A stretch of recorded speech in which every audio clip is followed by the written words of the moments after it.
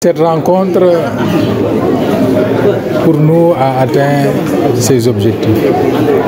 Parce que nous avons voulu en faire une activité de communication. Parce que, comme vous le savez, le processus de paix a toujours été, pour certains, un sujet tabou. Mais avec l'accord de Djakaï, les acteurs se sont rendus compte qu'il était important que le public soit informé des pas qui ont été posés et qui ont abouti à cet accord historique. Donc c'est un des objectifs que nous avions poursuivi à travers l'organisation de cette rencontre. Et je puis affirmer que cet objectif a été largement atteint. Parce que les communications auxquelles nous avons eu droit ont permis quand même aux participants d'avoir des éléments d'appréciation beaucoup plus précis, mais surtout d'écarter en tout cas toutes les craintes et toute la désinformation qui a été notée et enregistrée à propos de ce processus. L'autre objectif que nous avons voulu poursuivre à travers la tenue de cette activité, c'était surtout de saisir cette occasion pour faire le plaidoyer en direction des autres factions qui sont restées encore dubitatives ou hésitantes à répondre à la main tendue de l'État, mais surtout un plaidoyer en direction des partenaires de l'État pour davantage d'accompagnement, parce que nous sommes conscients qu'il y a des pas franchis, mais il reste encore beaucoup d'efforts à faire.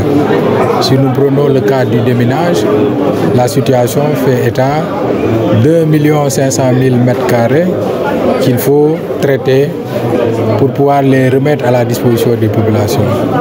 L'autre défi qui nous attend a trait à la réinsertion et à la réintégration des ex-combattants, mais surtout de toutes les populations victimes. Il y a également le défi du désenclavement de la région, qui passe par la réalisation d'infrastructures de mobilité telles que des routes, des pistes, des ponts.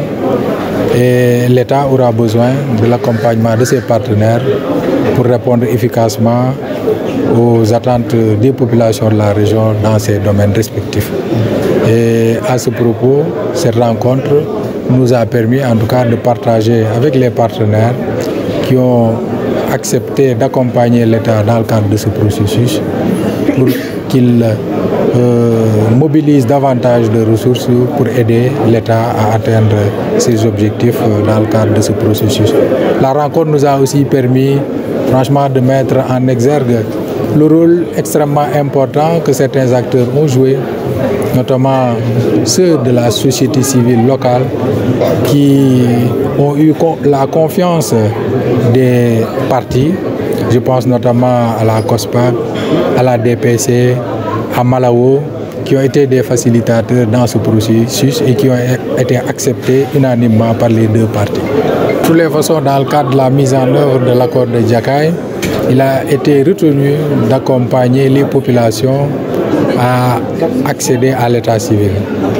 Au départ, c'était un objectif de 13 000 qui a été identifié, mais entre-temps, le recensement a fait état de 55 000 cas à traiter. Et je voudrais à ce propos saluer la diligence des autorités judiciaires qui, à travers les dispositions idoines prises, ont permis quand même à certains bénéficiaires de disposer de leur acte d'état civil. Bien évidemment, ce processus implique en plus des autorités judiciaires les collectivités territoriales dont certaines rencontrent quelques difficultés avec les registres qui sont en rupture ou bien qui ne sont pas encore paraphés, et les mesures correctives nécessaires sont en train d'être prises pour que ces registres soient disponibles afin que les bénéficiaires puissent être enregistrés dans ces registres.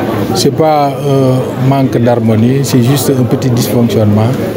donc liées à un fonctionnement interne d'un service, mais toutes les dispositions nécessaires sont en train d'être prises pour apporter les corrections nécessaires. Pour nous, c'est une très importante partie de notre investissement ici au Sénégal. Nous sommes des partenaires de plus de 60 ans ici au Sénégal et les investissements dans le domaine de gouvernance sont clés parce que nous savons tous que nous ne pouvons pas vraiment atteindre le développement inclusif sans un pays consolidé.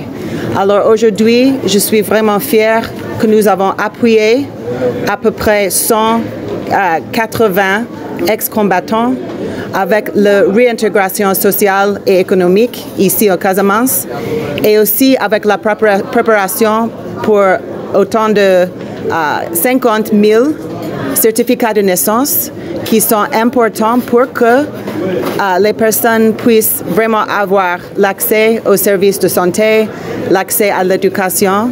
Alors c'est vraiment un jour de célébrer les pas significatifs qui étaient faits pour consolider le pays ici. Le gouvernement américain a des investissements qui vont continuer ici au Casamance. Nous avons des grands investissements dans quelques domaines incluant l'éducation, la santé et nous aurons bientôt aussi une visite au terrain avec une équipe intégrée de notre siège pour spécifiquement dans quelques domaines incluant l'éducation, la santé et nous aurons bientôt aussi une visite au terrain avec une équipe intégrée de notre siège pour spécifiquement lancer et discuter les opportunités qui seront limitées aux partenaires et aux organisations sénégalaises ici dans les domaines de santé, éducation et aussi demain j'aurai l'opportunité de visiter avec un de nos partenaires locaux qui vient de concourir et de recevoir le premier award direct du côté de l'USAID, c'est Déclic. C'est dans le domaine de la jeunesse et de création de l'emploi. Alors nous avons et nous aurons beaucoup d'investissements en Casamance et je pense qu'il y a beaucoup d'autres partenaires financiers et techniques qui sont aussi engagés à côté ici au Casamance.